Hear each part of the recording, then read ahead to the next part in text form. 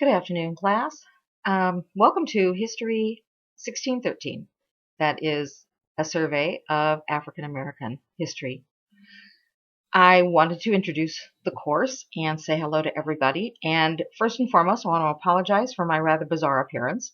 I'm wearing a hat because with COVID-19, I've been largely kept at home and go to the office where I work in the daytime and have not gotten a haircut in 6 months. So to spare you having to deal with what my hair is looking like these days, I decided to wear a hat, and I hope that's okay with everybody. A few things that I would like to point out to draw your attention to regarding the course this summer. Please be aware of the fact that we cover an awful lot of material in this course, 24 chapters, in fact, and we have one additional reading, which is fairly short, but occurs in the first half of the course, so you're going to need to get on top of it right away. You cover 3 to 4 chapters a week in the textbook, and it's really important that you stay on top of the reading because with such a heavy load and moving through what we typically do in 16 weeks in half that much time, you're going to have to stay on top of the work to not fall behind. You'll have a multiple choice quiz for every chapter weekly. So if you have 3 chapters in 1 week, that means you're going to have 3 quizzes at minimum. And that is the way that I take attendance. So the weekly assignments, you must complete at least one weekly assignment in order to be counted as present in the course. You miss one and you run the risk of being dropped from the course as a no-show or as excessive absences. You don't get a lot of flexibility in the summer session. So please get to work, stay on top of the coursework. If you have some circumstance that prevents you from getting work done, please reach out to me. Give me a call, send me an email, and let me know what's going on so that we can take care of the situation and I can work with you so that you won't have to remove yourself from the course. You'll be able to finish it, as I'm sure all of you want to do. Now, as far as the online course is concerned, on the left side of your screen, as you're looking at Canvas, you'll see a list of different menu items. There's everything from the home page, which is how the course should open for you, with a summary of information that is really helpful to read. It points out some of the things that you need to pay specific attention to. So please do read the material there. And you can scroll down and see pictures of me, or at least a picture of me, taken in in earlier times when I probably looked some different, most notably younger than I do now. On the left, you'll find additionally, in addition to the home page, you'll find syllabus, bookshelf, modules, announcements, honor lock, lots of different kinds of things. So when you log in, one of the first things that you want to make sure you can do is to navigate to all those different menu items that you can access the various components of the course in Canvas so that you won't have any difficulty working through the course going forward. Particularly, pay attention to your syllabus. The syllabus has the parameters, the outline of what the course is going to, what your requirements are. It has my contact information, email, phone number. I'm in California, y'all, so I'm 2 hours earlier here than you are if you're in Mississippi, which I assume most of you are. Please keep that in mind if you should decide to call me, because I'm never really very happy when I get calls at 6 o'clock in the morning. During the week, I'm up, but typically in the shower at 6 o'clock in the morning. So do keep in mind the time difference. And also recognize that I may not be able to respond to a phone call immediately. I have a day job. I work 7 to 4 out of the house, not in teaching. And so email is oftentimes the easiest way to get a more immediate response from me, because I can sneak in email responses, and phone calls I can't always do that during the course of the Monday through Friday workday. Read the syllabus. If you scroll all the way to the bottom of the syllabus page, you'll find the course schedule. That is the weekly assignments, due dates, and those entries link back to where you can find all of your assigned work. That is in the modules. There are modules. The top list of the module has some guiding principles, some helpful information regarding Hinds, regarding Canvas, regarding instant access, which is how you use your online textbook, how you access it, and it shows you how to work through that should you run into any difficulties. Then there's a list of basically every week, the chapters that are covered, with quizzes, with study terms that you want to be preparing, that is, being able to answer them in preparation for exams. PowerPoint sometimes, videos that give you sort of different information, more illumination or regarding particular topics that we're covering in that particular week. All information that I hope will give you a greater understanding of the material we're covering chapter by chapter. So do go through those modules, and you should be following those modules over the weeks in order, because that works you through the course. So be able to navigate that, make sure you understand how those things work so that you can successfully move through the course material and perform well and do your best work. Announcements. There is a link to announcements where information is posted.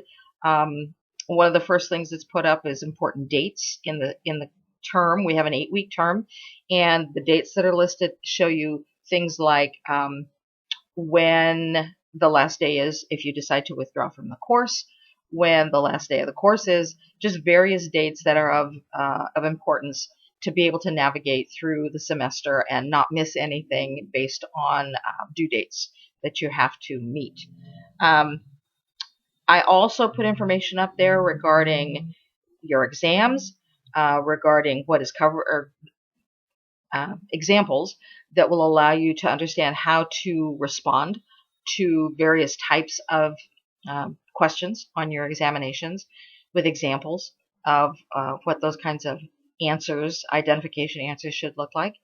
So there's useful information there.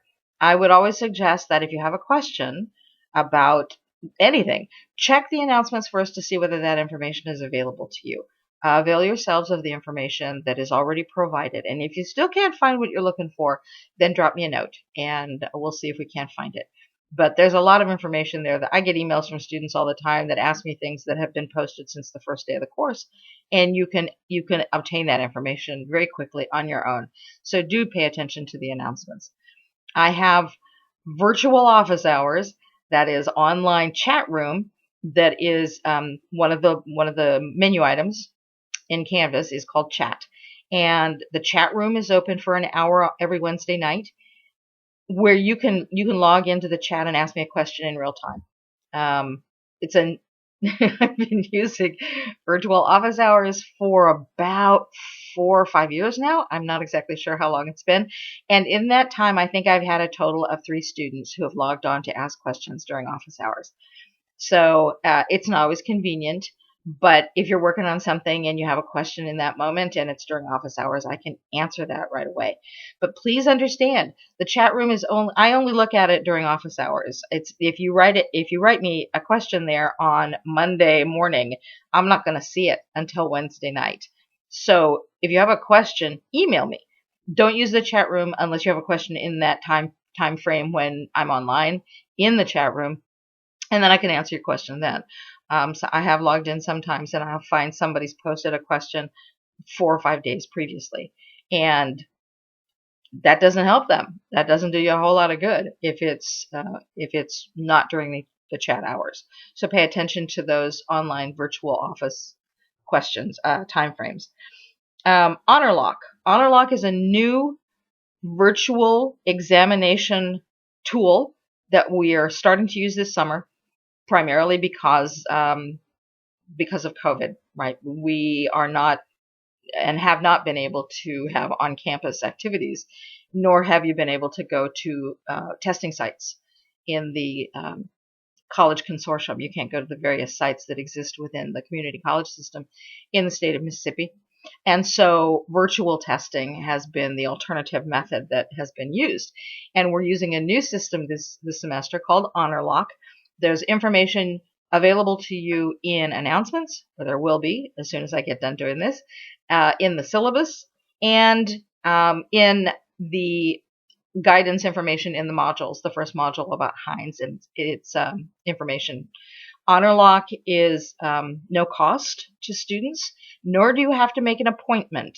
Unlike those of you who may have taken the Be Virtual online examinations, virtual proctored examinations in the past, Honor Lock does not require that you schedule a seat, schedule an appointment. However, do understand that when it comes to the midterm and the final examination, you must take the exams during the window when the exam is offered. So it's not online all semester. You have to take it just like you would in a classroom situation during the window of time when the exam is made available to you. But you'll be taking it through Honor Lock for the midterm. It's a proctored exam, so please read the information that you have to observe in order for it to be effective. That is, you have to have a photo ID. You have to use a Google browser. Make sure you read those guidelines so that when the time comes, you'll be prepared to successfully log in, register, take your exam without bumps. For the final exam, we will not be proctoring the final exam. The final exam will be a take-home, as it were. You can take it from your home computer at any time during the window that the final is available, which is the last week of the semester. So the dates are posted. You will have that information in advance, and you will not have to use Honor Lock for the final. So that will be employed as the proctor function for the midterm only. So please make sure you understand this. And if you have any questions at all, again, email me, drop me a note, let me know what confusion may be occurring so that we can get that hashed out, because I want you to be able to take care of that. One of the things with Honor Lock is you have to have a webcam. You have to be able to communicate, be viewed so that you can be proctored. In July, there will be some test locations that are available at Hinds. And I'm not sure about the other campus locations, but I know Raymond will be opened, but they will have much more limited seating available. So if you have the webcam, you're going to be in much better shape in order to take this exam and be virtually proctored. I think that's the main stuff. This is a terrific course, and there are events in our past that are extremely important to understanding our world today. Lest you ever think that history doesn't have any relevance today, I would suggest that you turn on your TV and watch the news this week, and recognize that presently this country is dealing with the legacy of the past, and we're going to be talking about that a lot of the foundation of some of the difficulties that we encounter in our society today. And it's helpful to understand the origins of those things. So if for only that reason, I think that there's tremendous value in this course. The history of African Americans is the history for all of us. And there's absolutely nothing about this country that would not have been shaped in the same fashion, if not for the contributions of people who came originally not willingly from Africa. So keep that in mind, and the value and the importance of what we can learn about that past. It's all of our pasts, and I think it's especially important for us to understand it and grasp the enormity of the contributions and the influences that have come as a consequence of the African presence in what became the United States of America. So good stuff. One other note, please pay attention to the reading. You have, in addition to your instant access online textbook, there is one book that you have to obtain either from the campus bookstore. You can also probably find it on Amazon if that's more convenient for you. It's called The Origins of American Slavery. It's written by Betty Wood. It's about 80 pages long. It's not a very long book. There are 2 reading and writing assignments this semester that require that you read that book, because the questions are drawn specifically from that reading. And if you haven't read it, you're not going to pass those assignments. You must read that material and answer based on the information that you have gleaned from that book. So I would suggest that you get on that right away. Get that book in your hands, because obviously it may take a little bit of time to get it. The assignments don't come due for like a couple of weeks, maybe 3 weeks later in June. But get the book, because you do not want to not be able to complete those assignments because you didn't get the book to read. These questions are not from your textbook. I have students in the past who have been very confused by this. Make sure you get that book. Again, if you have questions, let me know. And I'll make sure that I've checked with the bookstore. They said that the book is available, so there shouldn't be any difficulty there. But do make sure that you get that so that you do the appropriate reading. That's it. I could babble on for a lot of time, but this is much longer than you probably were interested in anyway. So welcome to the course. Best of luck to all of you this summer term. And again, if you have questions, please reach out to me and I'll do my very best to answer them for you. Good luck.